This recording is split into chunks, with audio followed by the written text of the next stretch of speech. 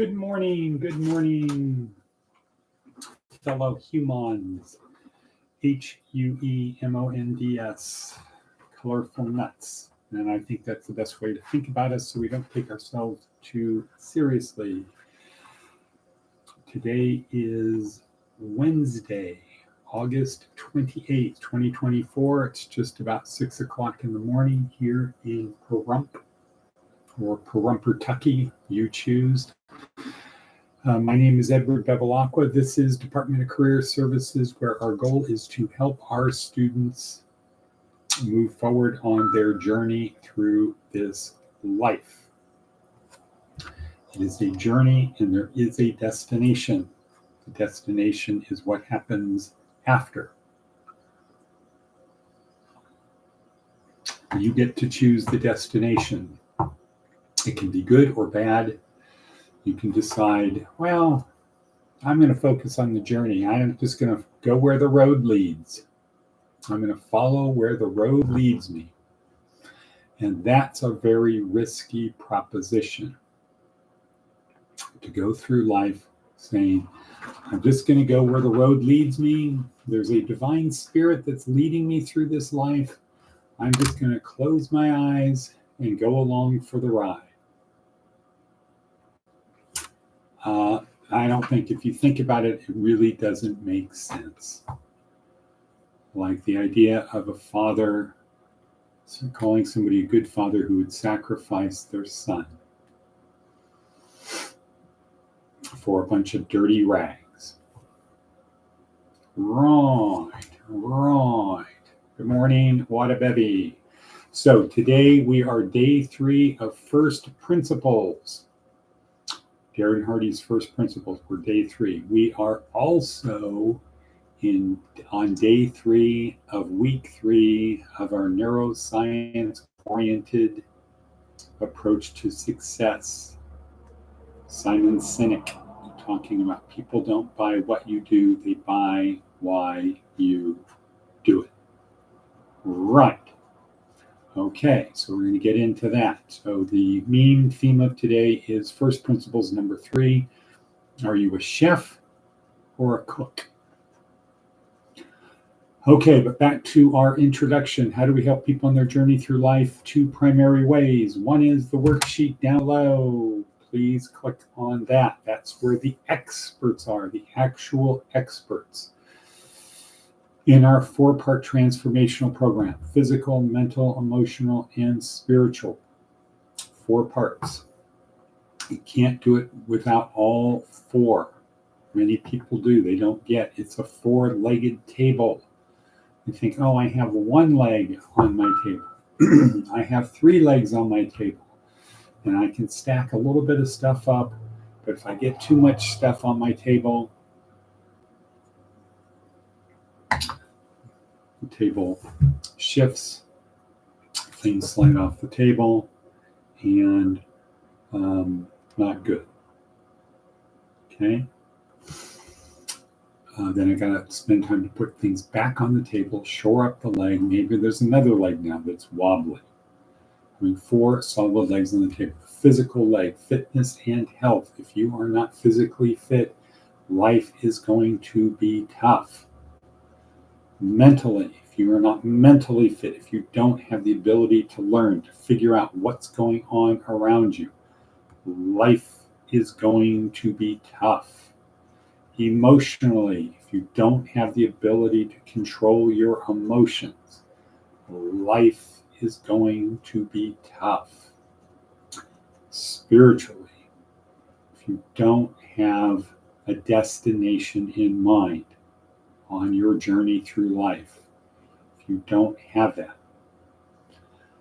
or if the destination is a bad destination, you're going to have a difficult life.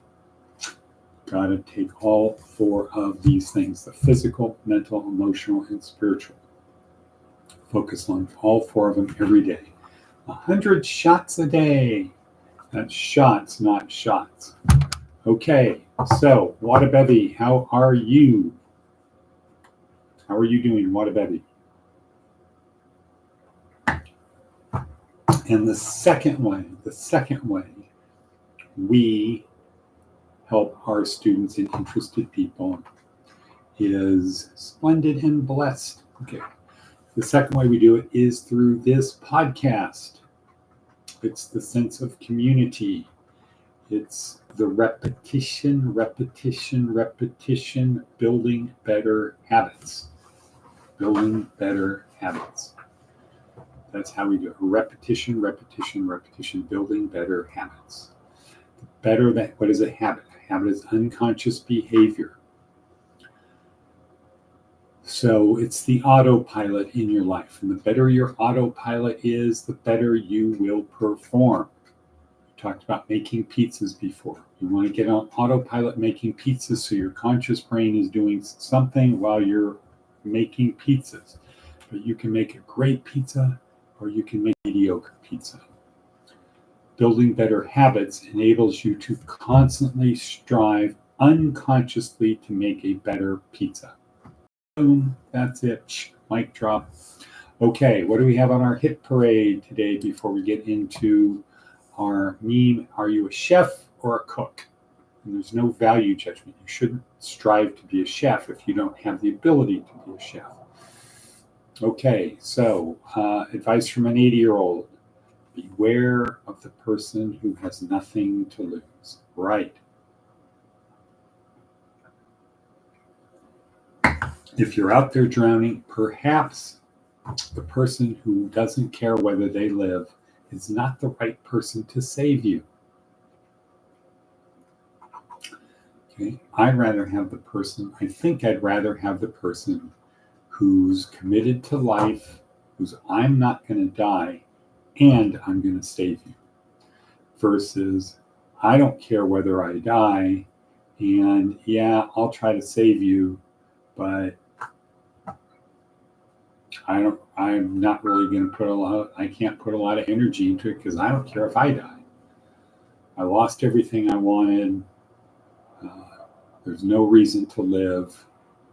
So saving you isn't really the top of my priority list because I've given up. Okay. Beware of the person who has nothing to lose. Now, the other side of that is I've got nothing to lose. So yeah, we'll see who ends up winning this thing because I have nothing to lose. And that was something said by Caesar against Pompey, supposedly. I think it was in Shakespeare, where it's Caesar's slave comes in and says, they're lining up for battle. Somebody says, they're lining up for battle. Pompey's men, they're lining up for battle. And Caesar says, great. Get the men ready. Now the men, Caesar's men, are in really rough, bad shape. They've been without food, they're sick, they're tired, all of their supplies got lost in the storm. Pompey's guys have been starving them out.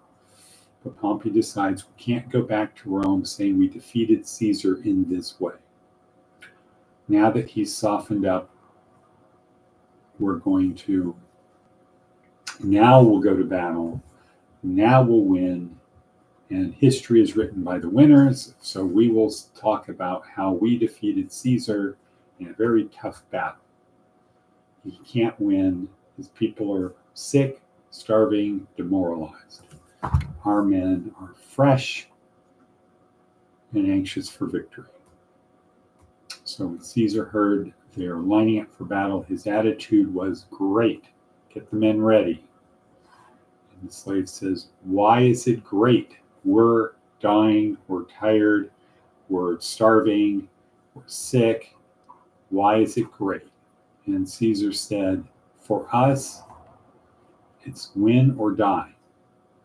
They have other options, meaning they could live to fight another day.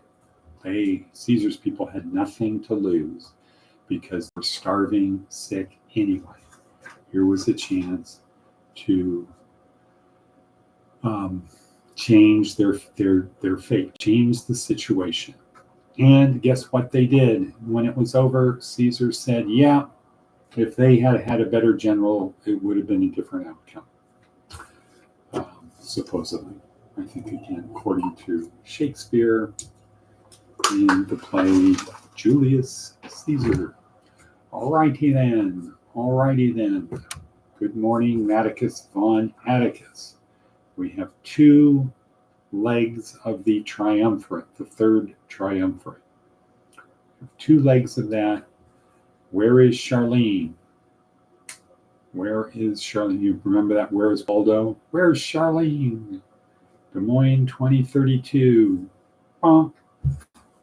Okay, so what else do we have on our hit parade? We're 10 minutes in. We got about 3 minutes. Let's talk about Seth Godin. That's a good one. Brighten up a room just by leaving it.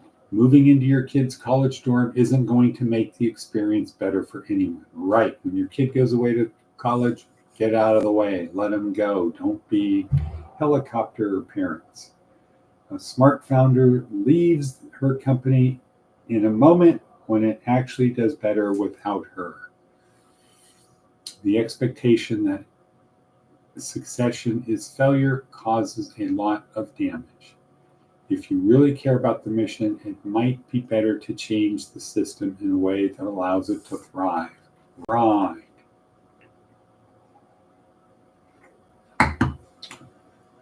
Right, you are. Okay, good one, Seth Godin. We are not worthy. Darren Hardy, day 3, first principle. Chef. It doesn't choose. Everybody should not try to be a chef. You don't have the ability to do it. You don't have the training. You don't have the aptitude. You don't have IQ. He's not saying everyone should be a chef. Most should just be a cook. So he breaks it down that the basic difference is the chef is the one who creates the recipes. The cook is the one who follows the recipes. In order to be a chef, you pretty much have to be a cook. Okay, you can't be somebody, a chemist, saying, all right, well, protein, enzymes, flavor profile, nutrition, fat, but you can't really do it that way. You have to actually know how to cook. To actually know how to cook, you actually have to know how to do a lot of things, like how to cut, how to measure. You have to have a sense of smell, etc. There's a lot of things involved in becoming a cook. To be a chef, you have to be able to go beyond that. You have to have an imagination in order to create a recipe. So you need to know how mixing foods, what's the first principles of that. If you want to start using enzymes to break foods down before they're eaten, you're turning raw fish into ceviche would be an example. Just by adding ingredients, you're not adding heat, you're adding other food to turn the raw fish into something different. That would be an example. We're marinating food. Getting enzymes to start breaking down the proteins, whatever. So, are you a chef or a cook? If you're a chef, be a chef. If you're a cook, realize you're a cook and then try to accumulate the best recipes you can and perfect them. There's nothing wrong with being a great cook. The problem is, if you're a cook and you think you're a chef, there's the problem. There's the rub.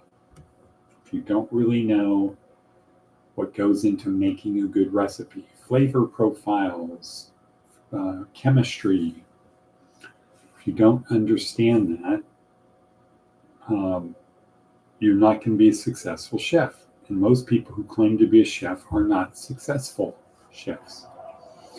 Being a cook means you can follow a recipe. You can do it as you are instructed. You don't start riffing on the recipe. Oh, I can do it better.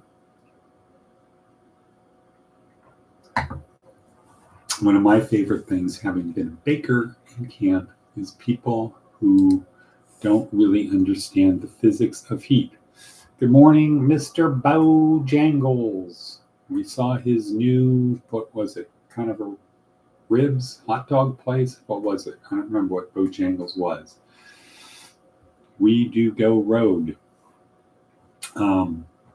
Is people who really don't understand the physics of cooking, meaning how heat is absorbed, the rate of heat absorption. Oh, Southern Chicken, right. Bojangles, we're going to go there once it opens. They don't understand the heat absorption into, say, cookies. That you can't just heat the, if it's supposed to be 350 degrees for 13 minutes, saying, well, I'm going to do it at 380 for 12 minutes. It's not the same thing. It's about heat absorption. So you want the heat to be absorbed at a certain rate so the outside perhaps is crunchier than, and you have a soft inside and crunchy outside. Anyway, chef or cook, it doesn't matter which you choose, but you should choose to be the right one.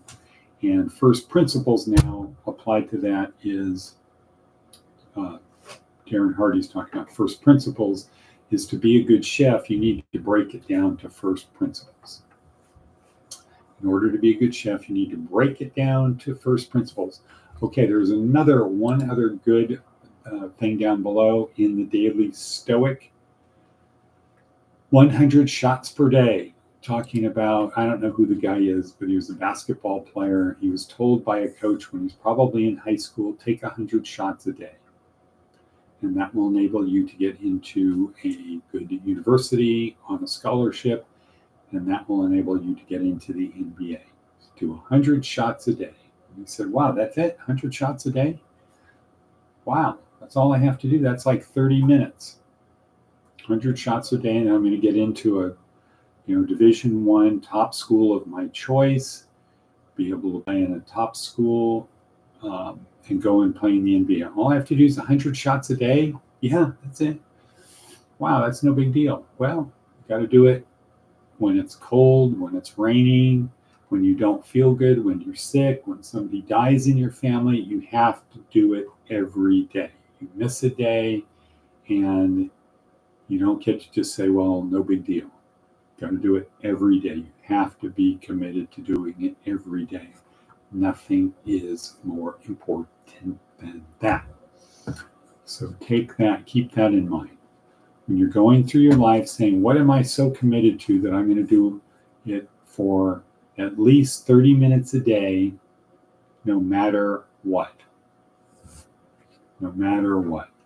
I try to do that with the Peloton. And I can say I have ridden the Peloton every day since December 25th. And typically it's a 5-minute warm-up ride, a 20-minute ride, and a 5-minute cool-down ride, then a 5-minute stretch. And every other day, perhaps close to that, is 10 minutes light weights upper body.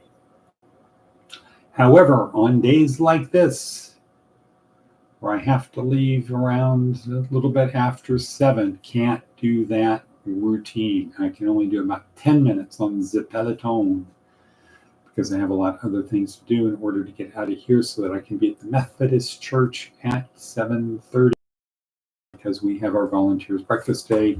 Time is racing. Sayonara, people.